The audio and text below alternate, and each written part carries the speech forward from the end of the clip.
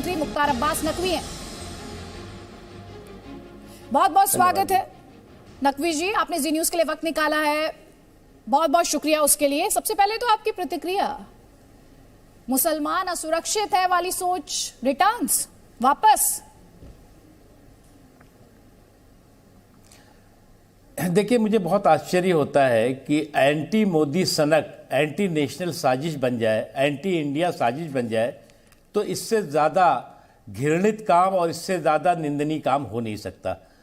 ये जो Bharat bashing brigade है, वो मोदी बैशिंग करते करते भारत बैशिंग की साजिश और में लग जाए, तो उससे ज़्यादा ख़तरनाक मानसिकता हो नहीं सकती। ये कोई पहली बार ऐसी घटना नहीं है। आप टाइमिंग देखिए, 4 राज्यों के चुनाव हो रहे हैं, उन 4 राज्यों के चुनाव में जो है वो महत्वपूर्ण सवाल और बहुत महत्वपूर्ण मुद्दे हैं। उस पर किस तरह से सांप्रदायिक तड़का लगाया जाए, किस तरह से मुस्लिम वोटों की खरीद फरोख्त और बाजार गर्म किया जाए, किस तरह से मुस्लिम वोटों का अपहरण इस सांप्रदायिक साजिशों के जरिए किया जाए, ये एक बहुत बड़ा षड्यंत्र और साजिश है, एक चीज़। दूसरी चीज़, सहिष्णुता की बात, असहिष्णुता की बात कौन कर रहे हैं? ये वो लोग कर रहे हैं जो इस देश के संवैधानिक पदों पर बैठे रहे हैं, जो संवैधानिक पद पर रहे हैं। वो अगर असहिष्णुता की बात कर रहे हैं, अरे भैया, ये देश अगर सहिष्णु नहीं होता, इस देश की संस्कृति, इस देश का संस्कार अगर सहिष्णुता का नहीं होता, तो क्या आप हिंदुस्तान के राष्ट्रवाद को, हिंदुस्तान की संस्कृति को, हिंदुस्तान के संस्कार को ऐसे गाली दे सकते थे क्या? नकवी जी, सॉरी, माफी के साथ मैं आपको इंटरप्ट कर रही हूं। मैं आपको माफी के साथ इंटरप्ट कर रही हूं।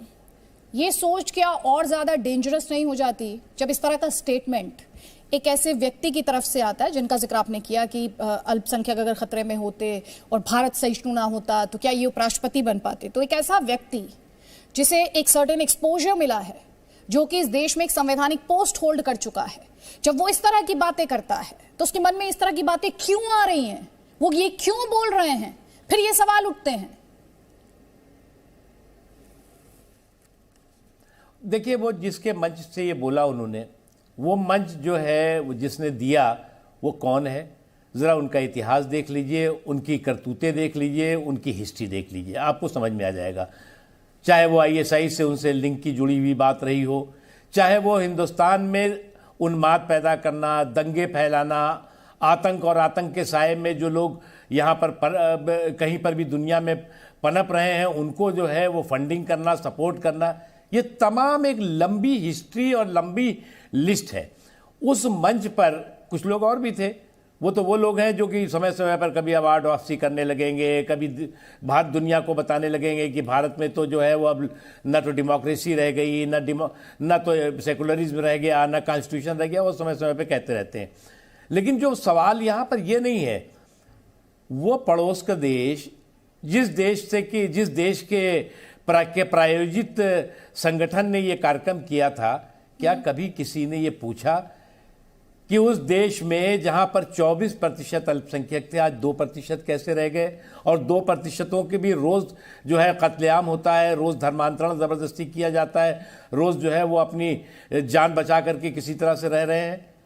ये देश, हिंदुस्तान देश, जो जिसे असहिष्णु कहते हैं, इनटॉलरेंट देश कहते हैं, जहाँ पर जो है वो 8%, 8.5% अल्पसंख्यक हुआ करते थे बंटवारे के बाद, आज जो है वो 22% है। ये है देश, आप कहते हो असहिष्णु। और असहिष्णुता की बात, मजाक तो ये लगता है कि आप पानी पी पी करके, ठीक है, आप मोदी जी से सहमत नहीं है, आप मोदी बैशर हैं, आप मोदी जी को कोसते रहिए। आप मोदी जी को कोसने की सनक में भारत के खिलाफ साजिश के हिस्सेदार, भागीदार बन गए हैं। ये अपने आप में खतरनाक सोच है, और ये सोच जो है वो सामान्य से नहीं है। आज जो है वो आप दुनिया के सामने भारत की कौन सी तस्वीर पेश करना? राष्ट्रवाद, सांस्कृतिक राष्ट्रवाद कहते हैं। अरे भैया, सिविक नेशनलिज्म, ये जो सांस्कृतिक राष्ट्र, सिविक जो उनकी तरफ से इसे पेश करने की कोशिश की जा रही है, वो ऐसे है, civic nationalism versus cultural nationalism. और ये कल्चरल नेशनलिज्म आपकी पार्टी, आपकी सरकार थोप रही है। देखो, यही सांस्कृतिक राष्ट्रवाद इसी सांस्कृतिक राष्ट्रवाद के संस्कार और संस्कृति ने इस देश को पंथ निरपेक्ष बनाया हुआ है। आसपास कोई भी दुनिया का देश आप बताइए जहां पर मेजॉरिटी एक कम्युनिटी की हो और वो पंथ निरपेक्षता को अपने गले लगाता हो। पड़ोस का देश जो है, जिस देश के प्रायोजित कार्यक्रम में ये गए थे, उस देश ने जो है वो इस्लामिक झंडा फहराया और वहां से जो है वो अल्पसंख्यकों को या तो मार कत्लेआम कर दिया या बाहर निकाल दिया। हमारे देश के इस देश से बेहतर, इस देश से ज्यादा बेहतर संस्कृति, इस देश के लोगों से बेहतर संस्कार दुनिया में कहीं नहीं है। इस बात को स्वीकार करना होगा। और इसीलिए क्या कोई भी पाकिस्तान में बैठा हुआ व्यक्ति या किसी और भी धर्म के आधार पर चल रहे देश के में व्यक्ति वहां का राष्ट्रपति हो सकता है क्या? क्या पाकिस्तान में कोई हिंदू राष्ट्रपति हो सकता है क्या? क्या पाकिस्तान में कोई हिंदू उपराष्ट्रपति हो सकता है? नहीं, हिंदुस्तान में हो सकता है। यह है सांस्कृतिक राष्ट्रवाद, यह है हमारी संस्कृति और संस्कार। इसको सलाम करिए, इसको कोसिए मत। अच्छा, आप इसे कैसे देखते हैं? और मैं उन्हीं को कोट कर रही हूं कि it seeks to present an electoral majority in the guise of religious majority and monopolize political power. देखिए, पहली बात एक बात बताइए, हमारा देश जो है वो डेमोक्रेटिक कंट्री है, दुनिया की सबसे बड़ी डेमोक्रेसी है। और हमारे देश की डेमोक्रेसी, ये कोई ऐसा है जो इन्होंने कहा है, ये कोई नई बात नहीं है। डायरेक्ट इनडायरेक्ट ये बात जो है वो कांग्रेस पार्टी के लोग भी कहते रहे हैं। डायरेक्ट जो है वो कांग्रेस पार्टी के नेताओं के जबान से भी ये बात हम अक्सर सुनते रहे हैं। बहुसंख्यकवाद सुनते रहे हैं, जनादेश का अपहरण करके जो है वो सरकार चला रहे हैं, ये सुनते रहे। आप एक बात बताइए कि इस देश में जनादेश जो होता है वो सबसे बड़ी चीज होती है। वो कभी हिंदू मुसलमान देख करके कोई जनादेश की गिनती नहीं करता। जनादेश होता है और जनादेश जिसको मिलता है, जनादेश के आधार पर वो सरकार चलाता है। अब आपने उसको जो है वो सांप्रदायिकता का तड़का लगाने की कोशिश शुरू कर दी। और ये शुद्ध रूप से, मैं फिर एक बार आपसे आदित्य जी कह रहा हूं, ये टाइमिंग देखिए आप। टाइमिंग क्या है? टाइमिंग ये है कि किस तरह से जाति और धर्म की जागीरदारी जो हिल चुकी है, उसको कैसे जो है वो फिर से इस चुनाव के माहौल को सांप्रदायिक स्वरूप में बदला जाए, और कैसे मुसलमानों के डर में, दिलो दिमाग में फिर से डर पैदा किया जाए, और डर पैदा करके किस तरह से उनके वोटों का अपहरण किया जाए। अन्यथा पाकिस्तान पर आयोजित कार्यक्रम में जाकर के आप हिंदुस्तान को दीजिए और कहिए कि साहब ये देश तो बहुत असहिष्णु है। मुझे लगता है कि इससे ज्यादा जो है वो घटिया बात और इससे ज्यादा निंदनीय बात नहीं हो सकती। ठीक है, उनके ही स्टेटमेंट का जो दूसरा हिस्सा है सर, अब मैं आपके सामने वो पढ़ने वाली हूँ। वो कहते हैं कि it wants to distinguish citizens on the basis of their faith, धर्म के आधार पर उनमें फर्क करना चाहता है। गिव वेंट टू इंटॉलरेंस, असहिष्णुता को बढ़ाना चाहता है। इंसिनुएट अदरनेस, उन्हें पराया फील कराता है। प्रमोट डिस्क्वाइट एंड इनसिक्योरिटी, असुरक्षा की भावना पैदा करता है। और जो उसके रिसेंट मैनिफेस्टेशंस रहे हैं वो बहुत ही चिलिंग रहे हैं, ये हामिद अंसारी ने कहा। लेकिन जब यूपी के चुनाव में 80 वर्सेस 20 की बात की जाती है, जब उत्तर प्रदेश के चुनाव में, सर आप पार्टी के वरिष्ठ नेता भी हैं, जब उत्तर प्रदेश के चुनाव में जालीदार टोपी की बात की जाती है, जब उत्तर प्रदेश के चुनाव में लुंगी की बात की जाती है, तब क्या मैसेज जाता है? कोई मैसेज नहीं जाता है। देखिए, एक बात आप समझिए, उत्तर प्रदेश में तुष्टीकरण के छल को विकास के बल से योगी जी ने खत्म किया है। योगी जी ने अगर वहां पर बाहुबलियों की, बलवाइयों की, बकैतों की बकैती को लगाम लगाया है, उनका बंटाधार किया है, तो वो क्या सिर्फ वो ये बाहुबली, ये बकैत, ये बलवाई क्या केवल हिंदुओं को परेशान कर रहे थे? क्या ये मुसलमान इससे जो है सुरक्षित थे? बिल्कुल नहीं। ये समाज का सभी वर्ग उससे त्रसित था और उसका जो है वो इम्पैक्ट हुआ है, असर हुआ है कि आज उत्तर प्रदेश में आप हर कोने में शांति देखेंगे, आज हर कोने में सौहार्द देखेंगे। कोई ऐसा दिन नहीं, कोई ऐसा महीना नहीं, हर तरफ जो है वो बलवाइयों का जो है वो महीना होता था और बाहुबलियों का हफ्ता हुआ करता था। आज ना बलवाइयों का महीना है और ना बाहुबलियों का हफ्ता रह गया उत्तर प्रदेश में।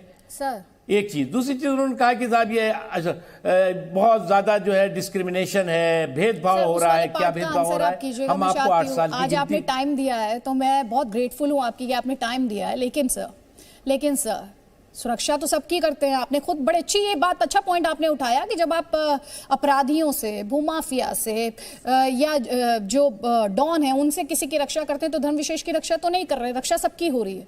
लेकिन फिर भी चुनाव में जब 80 वर्सेस 20 की बात आने लगे, जालीदार टोपी की बात होने लगे, तो सर माहौल कौन बना रहा है? ये सवाल उठता है ना, आप उससे इंकार नहीं कर पाएंगे। अच्छा ऐसा है, ये बताइए आप, कुछ पार्टियां जो है जो डायरेक्ट जो ये काम नहीं कर पा रही हैं, उन्होंने प्रॉक्सी को खड़ा कर दिया, डमीज को खड़ा कर दिया। कोई हैदराबाद से ले आता है तो कोई मुर्शिदाबाद से ले आता है तो कोई कहीं और से ले आ रहा है, और वो जो है इनकी प्रॉक्सी जो है वो यहाँ पर सांप्रदायिक उन्माद पैदा कर रहे हैं। एक चीज, दूसरी चीज ये कि आपको जालीदार टोपी या लुंगी से परहेज क्या है बताई जाती है सर। इसीलिए तो हमने कहा ना कि जो डमी किसके है ये बात तो सभी लोग जानते हैं। और जिस तरह की वो भाषा बोल रहे हैं, क्या वो भारतीय जनता पार्टी को की तारीफ करते हैं या कसीदे पढ़ रहे हैं क्या? वो तो पानी पी पी करके, जैसे कि अभी आपने जिनका जिक्र किया वो कोस रहे हैं, वैसे ही वो कोस रहे हैं। तो ये जो पूरे के पूरी तरह कोसते कोसते कोसी नदी पहुंचने के कगार पे खड़े हुए हैं ये सारे के सारे लोग। लेकिन मुझे जो अभी आज का मुद्दा है वो आपका ये जो आपने कहा कि निश्चित तौर से देखिए, मोदी बैशिंग की सनक आपको भारत बैशिंग की साजिश का हिस्सा ना बनाए, ये सबके लिए जरूरी है। आप राजनीतिक रूप से हमारे विरोधी हो सकते हैं, आप मोदी जी के से प्यार नहीं करते, आप मोदी जी को जो है वो पसंद नहीं करते, ना करिए। अरे भैया, आप इस धरती पे रह रहे हो, इस धरती ने आपको सब कुछ दिया है, इस धरती को आप सजदा करो, सलाम करो। आप इस धरती को गाली दे रहे हो, और गाली नहीं दे रहे हो, आप पूरी दुनिया में बदनाम करने की कोशिश कर रहे हो। आज अगर पूरी दुनिया हिंदुस्तान की ताकत को सलाम कर रही है, हिंदुस्तान की लोकतंत्र को सलाम कर रही है, हिंदुस्तान के समाज और संविधान को सलाम कर रही है, हिंदुस्तान की संस्कृति और संस्कार को सलाम कर रही है, तो आप उसको कोस रहे हो। नहीं, वो सिर्फ कोस नहीं रहे हैं, वो तो एक तबके को असुरक्षित भी बता रहे हैं नकवी सर। और दूसरी बात, वाजपेयी साहब की एक लाइन है कि नीति को कोसिए, नियत को नहीं। लेकिन मौजूदा भारत में हम देख रहे हैं आपकी तरफ से भी सर और उनकी तरफ से भी नियत को कोसा जा रहा है। अच्छा आप ये बताइए, कोई भी ये जो लोग कह रहे हैं, ये जो भारत बैशिंग ब्रिगेड है, इनसे भी मैं पूछना चाहता हूं, इन 8 सालों में, पौने 8 सालों में मोदी जी का शासन रहा और 5 साल लगभग जो है वो योगी आदित्यनाथ जी का शासन है। एक आप बताइए एक घटना कि शिक्षा के क्षेत्र में, रोजगार के क्षेत्र में, तरक्की के अन्य क्षेत्रों में समाज के किसी वर्ग के साथ भेदभाव हुआ क्या? केंद्र सरकार की योजनाएं, मेरे पास तो पूरी लिस्ट लगी हुई है, 2 करोड़ 22 लाख से ज्यादा मकान गरीबों को दिए गए। उन 2 करोड़ 22 लाख में 31% वो इलाके हैं जो अल्पसंख्यक क्षेत्रों से जुड़े हुए हैं, जहां पर कि कच्चे मकान थे। 12 करोड़ लोगों को किसान सम्मान निधि दी जाती है। उसमें 12 करोड़ों में किसानों सम्मान निधि में लगभग 33% जो है वो अल्पसंख्यक समाज के किसानों को उसका लाभ मिलता है। 9 करोड़ से ज़्यादा उज्ज्वला योजना के तहत महिलाओं को जो है वो गैस सिलेंडर के और गैस दी जाती है।